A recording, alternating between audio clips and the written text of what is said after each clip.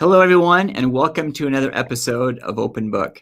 I am Billy Price, co-founder of BILLY Footwear, and today we have an awesome guest, as always. On screen sharing this time with me is Kristin. She is a loving wife, a loving mom, and she is also the president of Riddicks Ride Foundation. Welcome, Kristin. Thank you, Billy.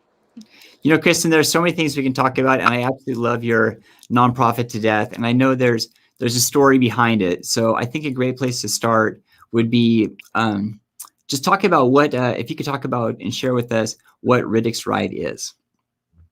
So Riddicks Ride is a local nonprofit that helps children that are medically fragile. And how it all started was I had a son that was born with a rare chromosome 5q deletion. And with that deletion, there was only 50 similar cases in the world, but none were similar to his. So every day was an unknown.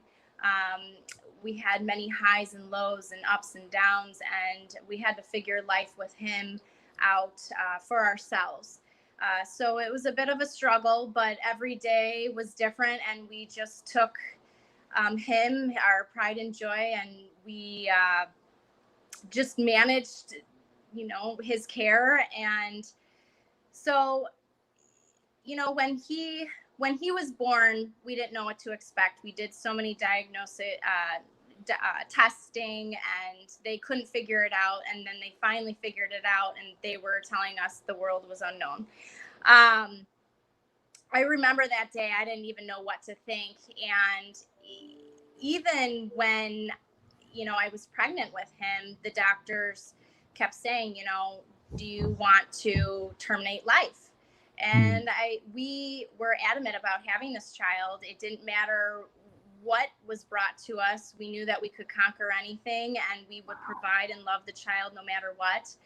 And so when he was born, he was rushed to the NICU, and, fast forward, we figured out all the testing and what we needed to do. And he came home at 3 months on oxygen, and we managed his care by himself. My husband even, he had a feeding tube and everything. So he rigged up a little wagon, and we carried his oxygen and his feeding tube and just wheeled him around in a little wagon. So that was Riddick's little ride. And, throughout his 3 short years of life, he unfortunately passed away on his 3rd birthday. And he was in and out of the hospital his whole life, and had so many procedures done, and he couldn't walk, talk, sit, eat, stand on his own. He required lots of medication, multiple pieces of equipment. When you have a child that has complex needs, it really takes a lot of family support and people within the community to help you.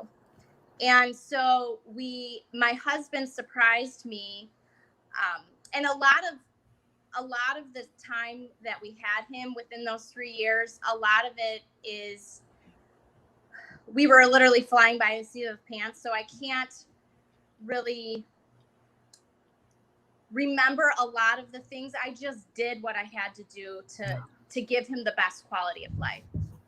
But at any rate, so my husband surprised me at one point and made a website called Riddicks Ride to help with financial needs for him within the community and have support. And we started a Facebook page and tried to network and everything and get help that we needed to support him. And along, there's other companies out there that provide medical equipment that we were fortunate enough to find. And we were able to get pieces of equipment because equipment is so expensive. I mean, sometimes even just a wheelchair. And I'm not talking about, a regular wheelchair. Sometimes kids need, head support, trunk support, everything, you name it. They can't propel themselves. So you need automatic ones so that, maybe they can help themselves do stuff. But it could be like $10,000 for one piece of equipment, which is really expensive. So when he passed away, my husband and I decided to continue Riddicks Ride and make it a foundation, a nonprofit, because even when my son was around, our son, we still helped others just because we thought it was the right thing to do. It made us feel good. We didn't want anybody to feel alone, because there was times where we felt so alone and didn't have anybody. So now that's kind of how Riddicks Ride came along. We're almost 6 years into it, and now we're able to have our own lending garage of our own, where we supply medical equipment and supplies to families that need it free of charge. We have, standers, walkers, activity chairs, just, everything that we can try to provide these kids. Families even are donating to us. So it's families lending to families, which is a networking, a good networking tool. And I just love how the community has come together to really support these kids. And so we do other things besides our lending garage, but our lending garage is one of our biggest things that we do for the special needs, the medically fragile community. But we also donate our time to picking up trash, and we donated Adopt the Highway. So we try to, do community outreach programs like that. And we're just trying to make sure that these kids have a good quality of life. And the one thing that we try to do is with our foundation is everything that we've experienced, we try to make a better experience for others out there in similar situations. Kristin, my gosh, thank you so much for sharing all that. There's so much content there. It's so absolutely incredible. And like your journey to be able to, every aspect, every chapter within that journey is just absolutely incredible. One thing I was hoping you could touch on when you first started the lending garage. I remember you were telling me that it started very small, but it seemed to have grown, like you outgrew your space so fast. Can you talk about that for a little bit? Yeah. So when we first started the lending garage, I just started collecting. I started off with Riddick stuff, what I had, and then we started collecting what we could in my basement. And so we started collecting all the equipment and supplies in a corner and portion of my basement. And then from there, we're like, let's start something. Let's do it. So we ended up going to one of the board members' house, and they were gracious enough to let us have a portion of their basement. We filled that portion of basement for a couple of years.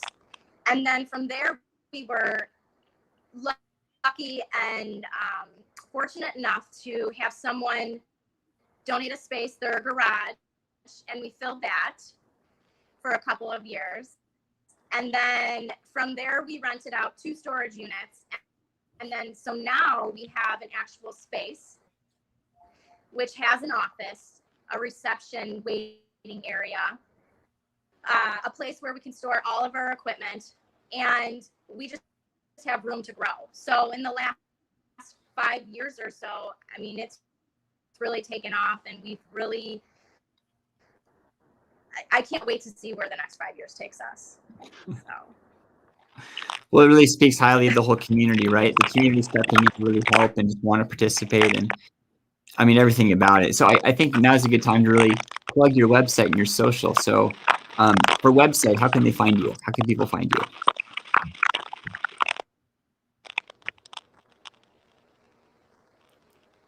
Oh, sorry, I can't hear you. Oh, sorry. So on the website, can you talk about your website? Oh, yes. So you can find us at riddicksride.org. It tells all about Riddick's story. We have events, our calendar of stuff that we're doing. For more up-to-date daily, weekly activities, you can find us at Riddicks Ride on Facebook, Twitter, Instagram. Awesome. Awesome. Awesome. Well, so I also have a question for you. So somehow, and I'm so thankful you reached out to us, but I'm curious to know, how did Billy Footwear land on your radar? So Billy Footwear, I cannot tell you how much I love Billy Footwear. I love that it brings uniqueness, fashion for everybody. I love the fact that the kids that we support can wear them. You can use AFOs with them that gives them that support, and it's an all-inclusive shoe. So that, to me, I can't say enough about Billy Footwear. I love it, and I know that our families love it too. Well, I got to say, so it's, when you reached out, it's just such an honor to be able to collaborate with you. So the folks that are listening in right now, we do have a collaboration going on with Riddicks Ride Foundation, where their members and those they associate with are able to purchase their shoes at discount. And then with each purchase, there's a commission that goes back, or a donation that goes back to Riddicks Ride. Because with any foundation, the lifeblood is, one, the community, and two is that revenue stream to be able to keep the lights on. So, Chris, I just got to say, I'm so happy you reached out, and I'm also so thankful that we have the opportunity to have a give back vehicle to kind of help you guys out too. Thank you so much. We really appreciate the opportunity for it. So Kristin, I mean, oh, that's awesome. So, I mean, I just so appreciate your time, and I so thank you for sharing and whatnot. But I wanted to give you the mic just kind of one more time to kind of share what's on your heart. I mean, one thing, I know there's got to be other families out there that are struggling, and I mean, perhaps you can just kind of touch on, other families that may be struggling, like what kind of words of wisdom, or like encouraging words, or maybe a means for them to get connected. I mean, maybe just something to touch on for those types of parents that may be struggling too. So I want to, again, thank you so much for having me, and for me to be able to share my story, and hopefully that we can, help inspire someone else. Losing a child is never, it's not easy at all. Being able to help others really helps me be able to cope with my loss, and to share my story in hopes that I can help somebody else. I know at one point there was somebody, when we were fundraising for Riddick when he was here, somebody looked at me and said, what is Riddick's Ride? What is the name? What will be the name of your organization? And, and she said, I don't think that's going to go anywhere. Mm-hmm. I don't think, what's Riddicks Ride going to do? And I looked at her and I said, I don't know where it will go, but hopefully one day it'll get somewhere. And now, I mean, we're just trying to help others, and that's all. And, in the last 5 years, I can tell you, don't let anybody crush your dream. We are happy to, talk to anybody. So if you need help, we would love to help you, just to chat. And anything is possible. I know that how I got through this, and my husband and family got through this, each and every day was a hard day, but you have to take, there is one positive out of each day, no matter what you're going through. Somebody always has it worse than you. And that's just how we got through our journey. So. Wow, Kristin. I mean, those are powerful, powerful words, so eloquently spoken. And I can think about like my own journey, right? Being an inpatient in the hospital and just not really know what to do, but being able to get connected, and then being able to see that bigger picture and understanding that it could be worse. I mean, there's just such powerful words, and I just really thank you for sharing today. Thank you.